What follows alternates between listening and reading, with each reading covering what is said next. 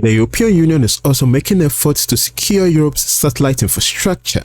After clashes with Elon Musk over Starlink's use in Ukraine and broader friction with the United States, the EU is taking direct action to guarantee its communication sovereignty. Its answer is the IRIS-2, Infrastructure for Resilience, Interconnectivity and Security by Satellites. This is billed as a sovereign, secure system for European government and critical infrastructure designed to provide encrypted connectivity for defense, crisis response, and institutional use. The aim is to challenge America's LEO companies by ensuring Europe is not totally dependent on American-owned constellations for its core government and security needs, while also fostering a European commercial space ecosystem. Announced in 2022, this $11 billion project comprises approximately 290 satellites across 3 orbital planes. The primary cluster contains 264 low Earth orbit satellites at altitude of about 1,200 kilometers, delivering low latency of about 70 milliseconds for broadband internet. But that won't be as fast as the 30 milliseconds latency of the Starlink constellation.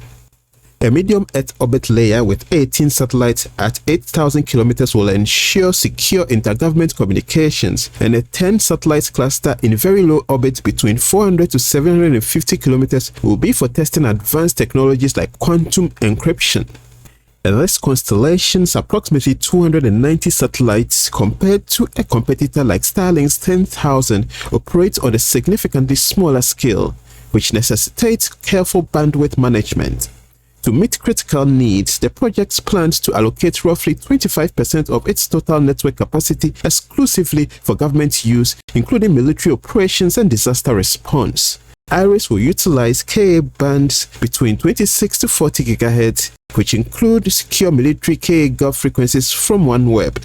For commercial and general user connectivity, it will provide broadband services in the Ku band of between 12 to 18 GHz. The primary operator will be the SpaceRISE consortium led by private European satellite operators Eutelsat, SES, and Hypersat. Telecom giants Deutsche Telekom and Orange will contribute expertise in terrestrial network integration. The consortium will pool their expertise and resources to jointly define the system's architecture, while the heavy lifting of satellite construction and systems integration is handled by specialized manufacturers like Thales Alenia Space, Airbus Defence, OHB, and Telespazio. Commercial applications will include rural broadband, maritime connectivity, and aviation services, with a goal to serve about 40 million users by 2030. The system will also support consumer services like IoT applications, smart energy grids, and cloud services. Geopolitically, the constellation will extend coverage to Africa and the Arctic, aligning with European priorities to counter foreign influence and secure trade routes. For the deployment timeline, the first launch is expected in 2029, with full operational capability not expected before 2031. There is planned to be 24 missions, deploying 10 to 16 satellites per launch between 2029 and 2030. Full deployment of the 290 satellites is expected by 2031, though technical complexities and funding negotiations may further delay this timeline. IRIS Square is to be funded through a public-private partnership with €6 billion coming from the EU, $550 million from the European Space Agency, and $4.1 billion from private investors. The EU is ready to fund the project, but most private companies do not find the project lucrative enough to be invested in. Private sector partners are essential for funding and expertise, but will naturally seek market rate profitability. In contrast, the EU's primary imperative is security and strategic autonomy, not profit.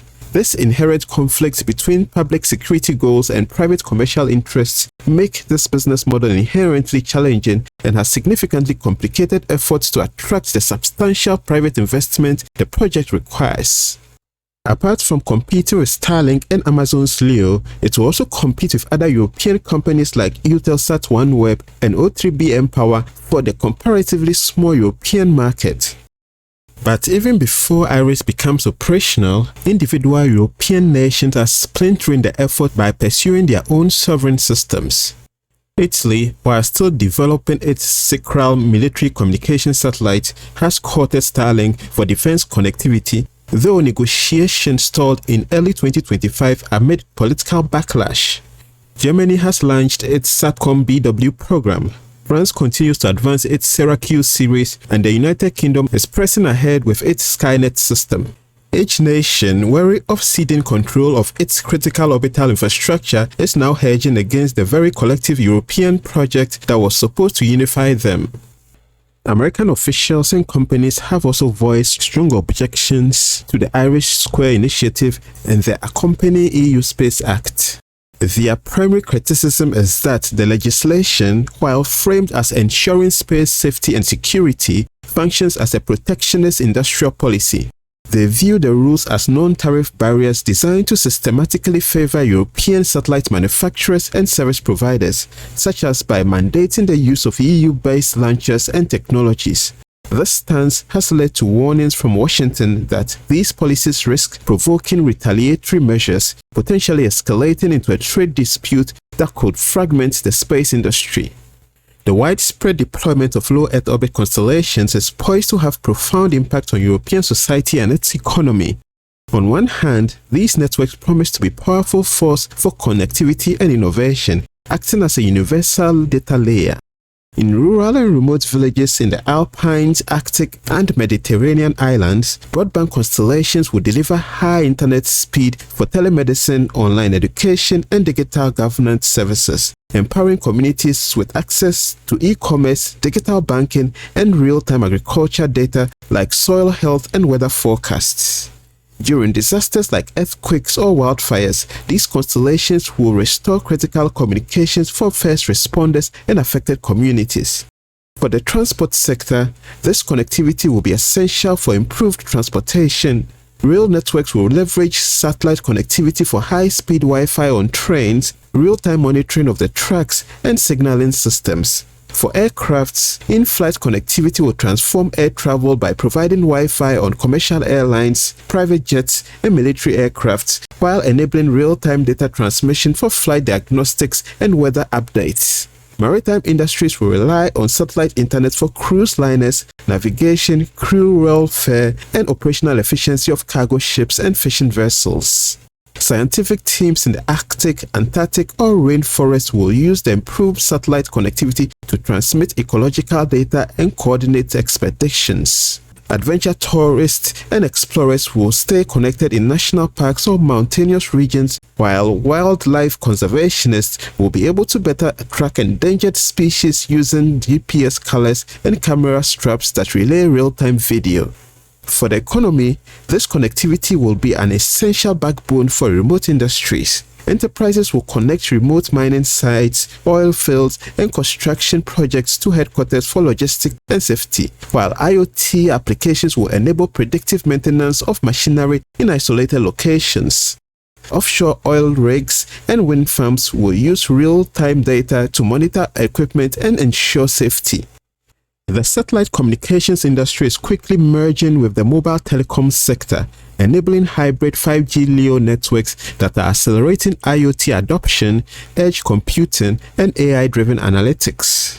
By bridging connectivity gaps across land, air, sea, and beyond, satellite constellations are not just a technological leap, but will be a final solution to global communications.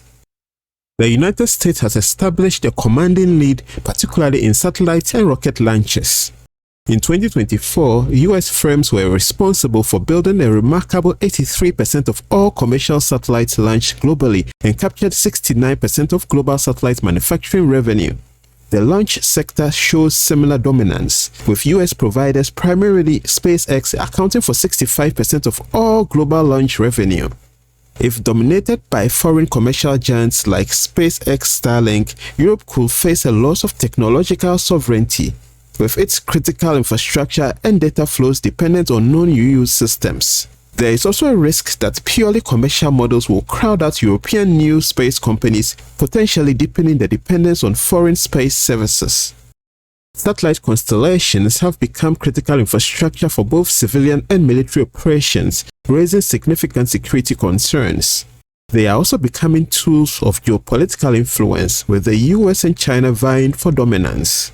Nations fear vulnerabilities such as cyber attacks, signal jamming, or kinetic strikes on satellites, which could cripple communications, navigation, and surveillance systems. This drive for technological sovereignty is propelling nations to develop domestic constellations. The EU's IRIS², Russia's Bureau 1414 Dawn, and China's Guowang reflect ambitions to control data flows and reduce dependency on US-dominated systems like Starlink.